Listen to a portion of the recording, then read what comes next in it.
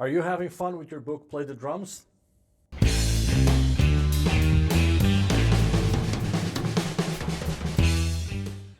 Hello, I'm Felipe Drago. Welcome to Drago Drums from London. And welcome to the first video, support video for the book, Play the Drums. First of all, if you're watching this because you're having lessons with me, let me thank you again for choosing me as a teacher. If you just bought the book, thank you for buying the book. So the thing is, everything needs to be relaxed and everything needs to be a good time. And that's why we play the drums, to have a good time. We're going to do some exercises in the book. I'm not going to do the whole book. I'm going to do some exercises from Unit 1 in this video to give you ideas of how to practice and how to take it further and get better results. Okay? First of all, holding the stick. Your hand should be relaxed.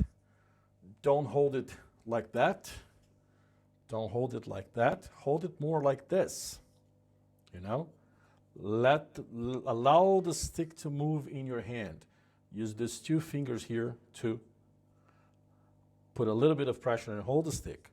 But I think you're going to be fine. Instinctively, we kind of hold the sticks the way we need to do. For the first exercises, we're going to be playing the hi-hat, the snare drum, and the bass drum. The bass drum is the hardest one in the beginning because we're playing with our feet, which we don't use much unless you're a football player, soccer player. With the hands, we can feel the stick in our hands, and basically, even if I'm looking at the book or looking at the camera, with my peripheral vision, I can see my hands moving. But the feet are a little bit more complicated because we have all the drums and we also wear shoes, socks, so we don't actually feel the pedal. One thing I tell my students is in the beginning to practice barefoot, okay? Because then you create the muscle, you feel the pedal all the time, and then you create the muscle memory, and then it doesn't matter what kind of shoes you're playing with, you're gonna be fine. So, without much further ado, let's start. Everything in Unit 1 in the book is 80 beats per minute. I'm going to use the click here, the metronome. You can download it from the internet. You can just Google it, and Google has a metronome, so you don't even need to download. So create two habits from the beginning, counting and practicing with a metronome.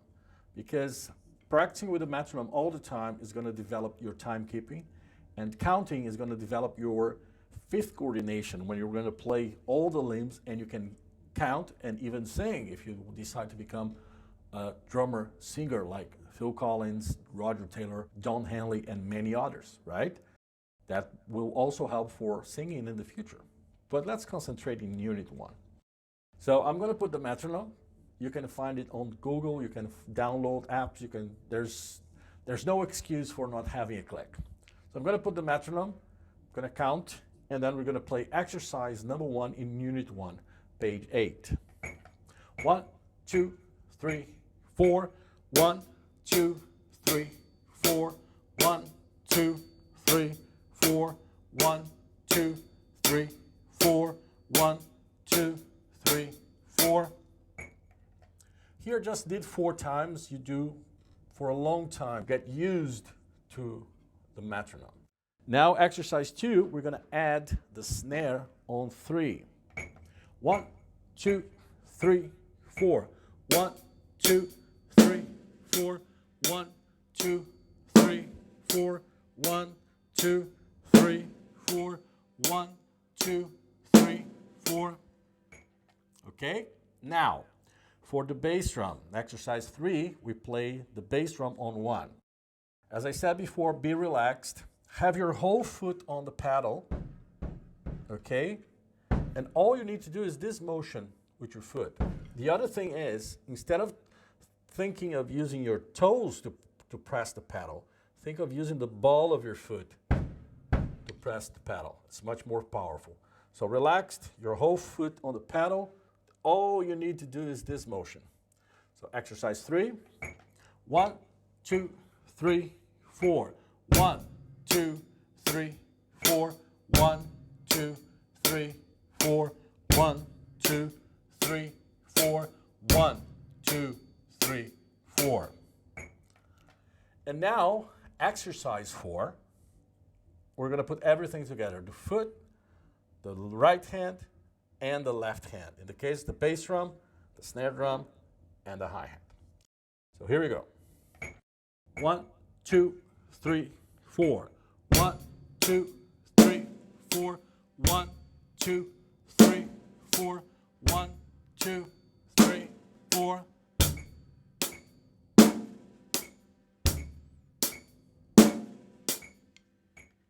And this is your very first full beat.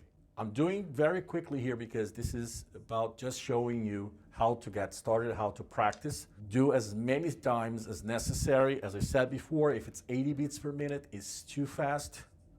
Go slower, no problem, and work your timing up. Because playing faster is the easiest thing. Playing right, it's not so easy. And I always tell my students, it's better slow and right than fast and wrong, okay? Then there are many other combinations. On page 9, we have longer beats. Take your time.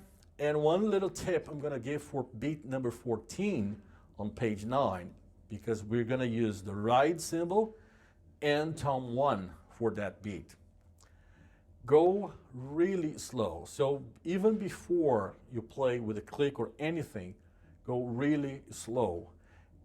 And make sure you have the coordination to go from the snare to tom 1. 1, 2, 3, 4, 1, 2, 3, 4, 1, 2, 3, 4, 1, 2, 3, 4. Then, when you're comfortable enough with that motion from here to there, from here to there, and you put the click, and then you start practicing. But before you go with the click, go very slow, really counting, really paying attention, and then you put the click, okay? So this is Unit 1, play, exercises 1 to 15. Practice as much as you want, as long as you want. And there are 3 songs for Unit 1, okay? I suggest exercises 4, 6, and 10 for these 3 songs, but you can play them on many different beats. And these songs have 2 versions, with drums and without drums. If you're gonna play the version with drums, they only fit with the exercises I suggested. But you can play with any other exercise as long as you play the version without drums, okay? So now let's move forward, page 10, coordination. Now, we're gonna add another limb now, a different limb, which is the left foot playing the hi-hat, okay? So this one maybe is a good idea to do like we did with exercise 14. Start really slow, no click, no anything, just making sure that every time you play one of the hands, you play the hi-hat at the same time, because it's very common to do something like this. So let's make sure that every time you play your hand, the hi-hat plays at the same time. And once you get the coordination going very slow, then you put the metronome, but never practice without one, because it's very easy for this kind of exercise to start speeding up, and we don't want a drummer that speeds up. So let's try exercise number 1, page 10. 3, 4, 1, 2, 3, 4, right, left, 1, 2, 3, 4, 1, 2, 3, 4. Here you can count, or you can say which hand you're playing. Both help. Exercise number 3. 1, 2, 3, 4. 1, 2, 3, 4. 1, 2, 3, 4. Exercise number 5. Number 1, 3, and 5 you have in the videos in the book, where you can watch me playing the exercises. But maybe all of these exercises, maybe it's a good idea to start so slow that you don't even need the metronome. And then when you get comfortable, then you put the metronome and try to match your speed to the speed of the metronome, especially with number 15, right? And basically that's it. Reading exercises, okay? Let me open here, reading exercises, page 12, okay? I'm gonna put it here. Basically, in the beginning, what I tell my students is, if you see a note, you play. If you don't see a note, you don't play. Exercises 2, 3, and 4, they're rests. They're not notes. They're silence. So if you don't see a note, you don't play. So I'm going to put the metronome and play exercise 1, 2, and 4. You can see in the videos that come in the book. So I'm going to play exercise number 3. And also another thing, because it doesn't tell you which hand to play, because coordination exercise is very specific. It tells you which hand to play at number 15, even that you have to play with the bass drum. But here, because it doesn't have any hands below the notes, doesn't tell you which hand to play, doesn't matter. If you want to play with one hand, fine. If you want to alternate the hands, fine as well. But the most important thing is counting, all right? Especially for reading exercise. So I'm going to do exercise number 3. 1, 2, 3, 4. 1, 2, 3, 4. 1, 2, 3, 4. 1, 2, 3, 4. 1, 2, 3, 4. Again, count and practice as long as necessary. After reading, pages 14, 15, and 17 are theory. I think it's very well explained, so don't need to tell you much about it, but read it. It's very important that you read. It's very important that you understand, because I'm going to start referring to the notes by their names, which is going to start now, where we're going to go to page 18, and we're going to do something called fun, because we're going to add coordination exercises to the beats to create drum fills. And drum fills are a lot of fun. So let's start with fun, with drum fills. The other thing is, so from now on, I'm going to say quarter notes. So from now on, we are playing quarter notes. So if you read the theory part, you know what a quarter note is. If you didn't read, stop the video, read, and then continue, right?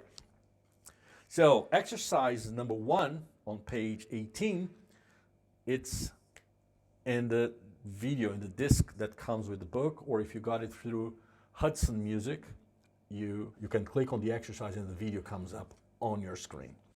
So I'm going to play exercise number 4 that is not in the disc. And I'm going to put the book for a moment on the floor, because we're going to do exercise number 4 on page 18. 1, 2, 3, 4. 1, 2, 3, 4. 1, 2, 3, 4. 1, 2, 3, 4. 1, 2, 3, 4. 1, 2, 3, 4. 1, 2, 3, 4. 1, 2, 3, 4. 1, 2, 3, 4. Okay? So, now,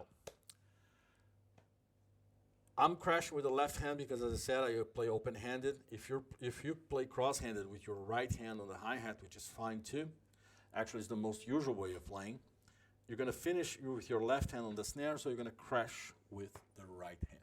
Then, after you practice all the exercises, what I suggest you to do is get the songs in the disc, the version without drums, and play exercises from the fun part with the version without drums, because then you're going to be playing songs and putting drum fills on them. And so you're going to start understanding and getting used to the idea and the feeling of playing a drum fill. Okay? Now, many of you are asking, well, but I don't have a drum kit. I just started my lessons and I don't have a drum kit. How am I going to practice? Hang on a minute. Well, you can buy a practice pad and a pair of sticks.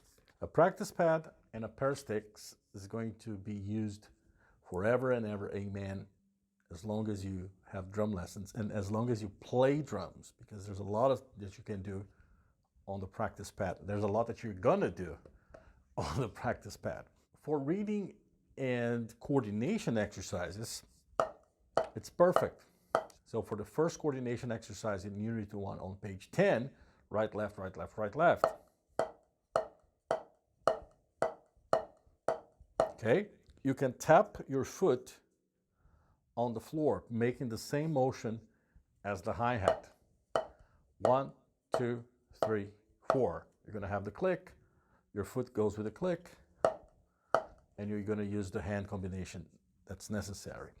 For the play exercises, you tap the foot on the floor. So for example, let's choose as this region here as the hi-hat and the center as the snare drum and your foot the bass drum. So exercise 4, 1, 2, 3, 4, 1, 2, 3, 4, 1, 2, 3, 4. See?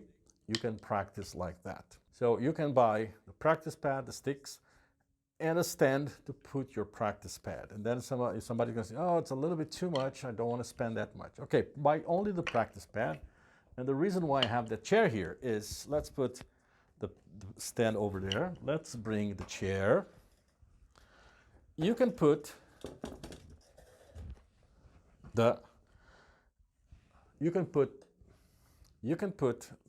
practice pad on the chair.